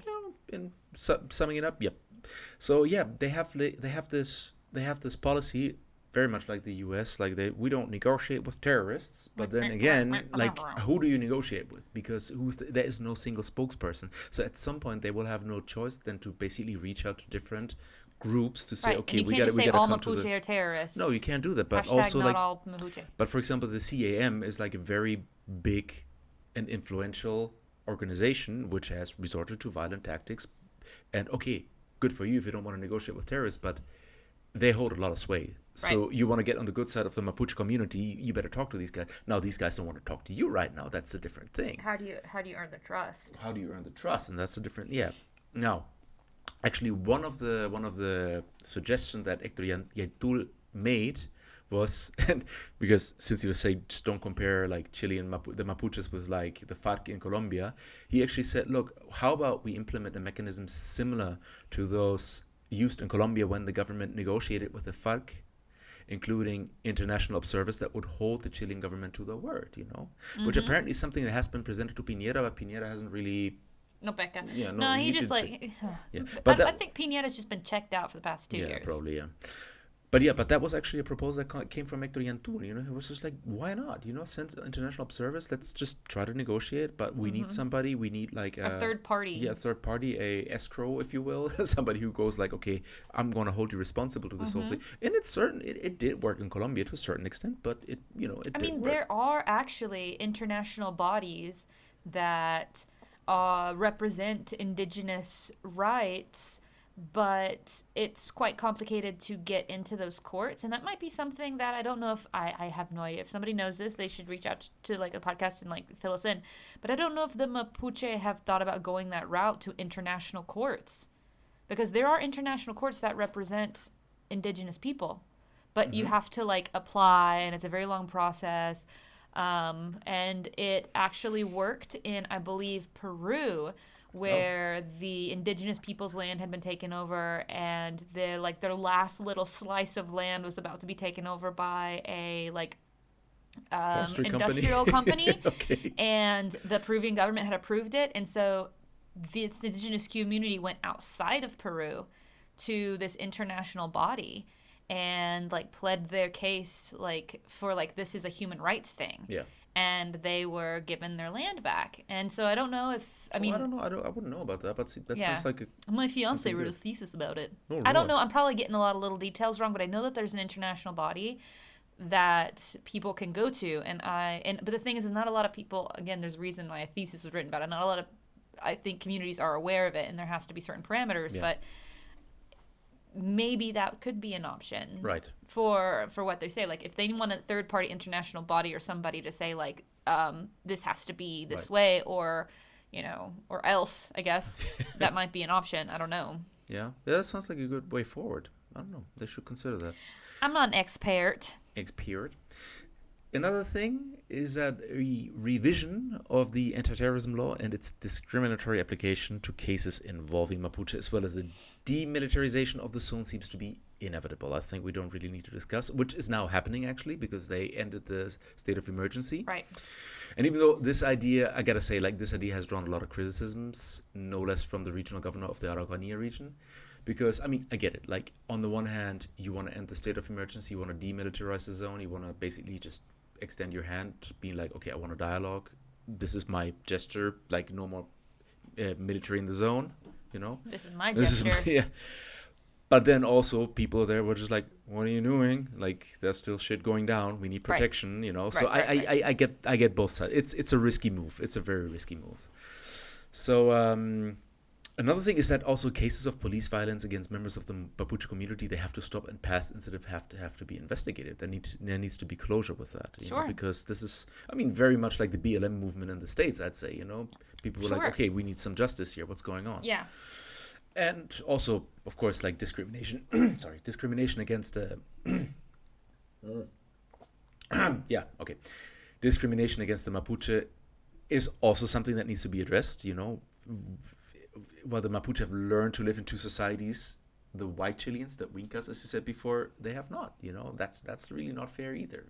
They learned how to assimilate, but then, in a way, I think it's fair to expect from the quote-unquote white Chileans to also know a thing or two about Mapuche culture, Yeah, because it's not, the eradication of indigenous cultures internationally is something that has been huge, and Chile has really taken no steps to show any sort of respect to the Mapuche, to the history of the Mapuche No people. respect. None. No,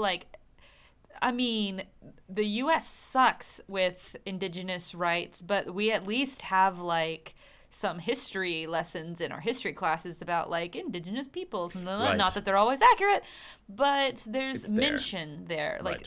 I feel like the history in Chile in general, there's just let's just go past all of this stuff and let's just Yeah. talk about Actually, I don't know about that. Esmeralda or Did whatever. you Penguin went to high school? Yeah, there's no mention of nothing, really. Talk about Mapuches it teaches the indigenous.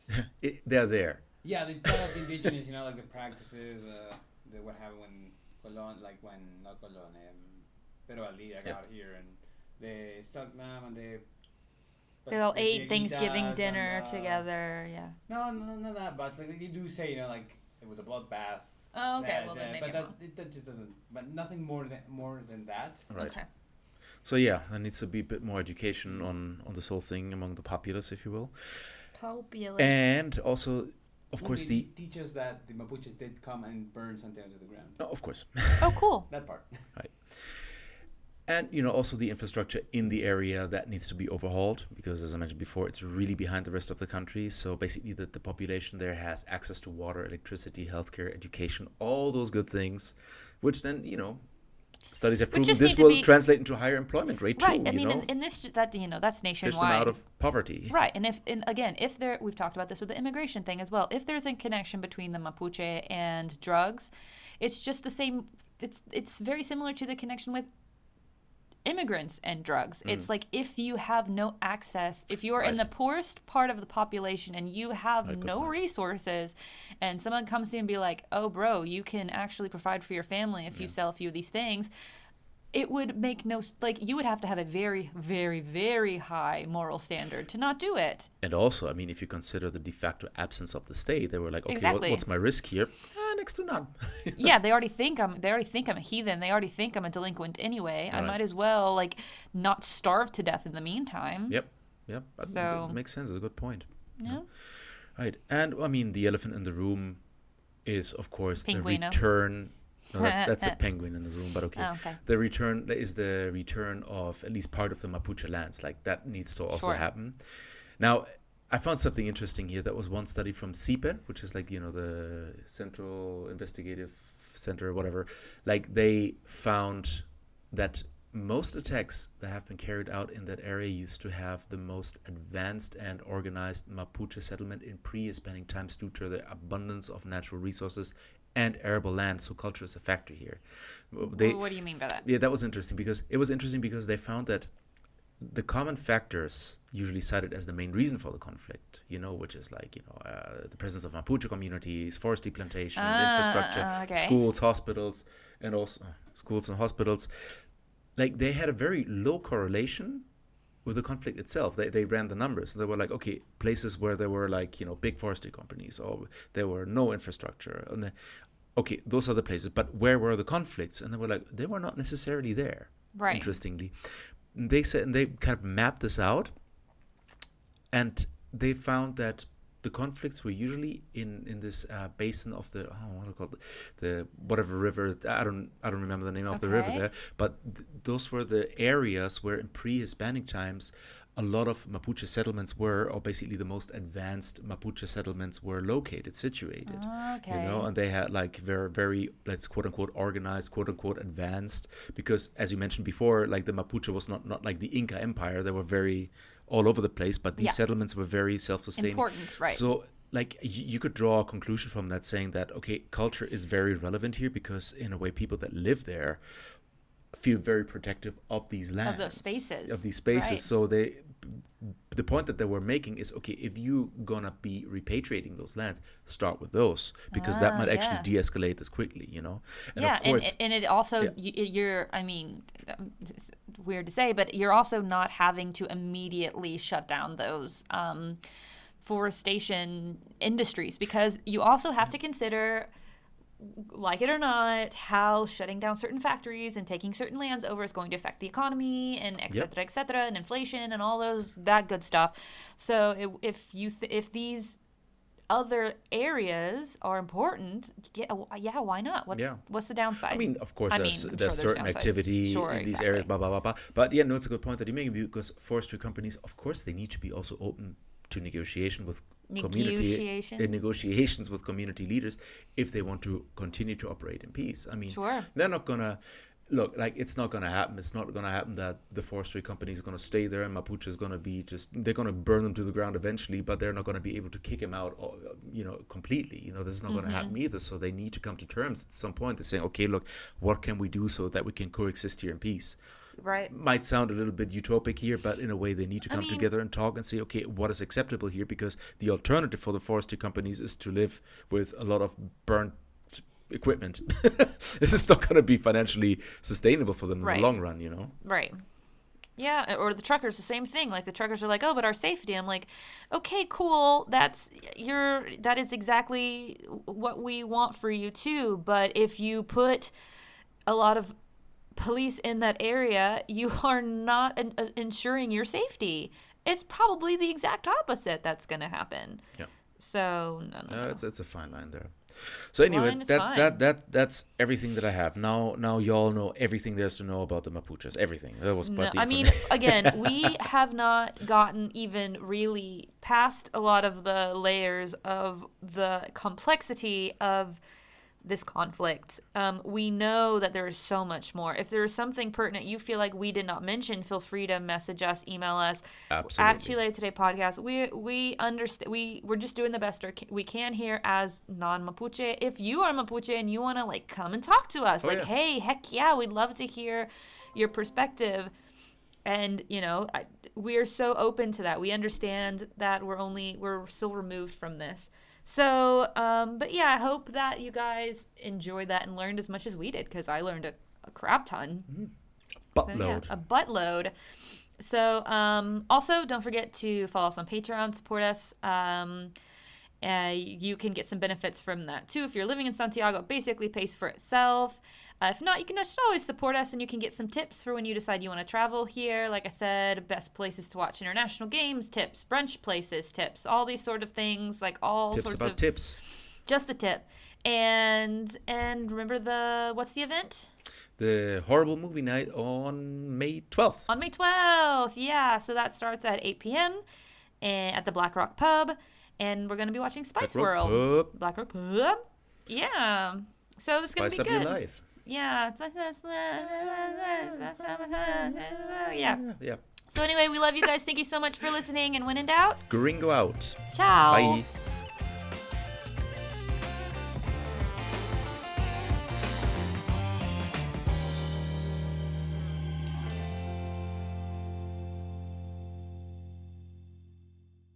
The Chile Today podcast is hosted by Lennart Kluge and Bethany Francis and produced by Diego Pinguino Rivera. For more information on the news topics you heard today, check out chiletoday.cl.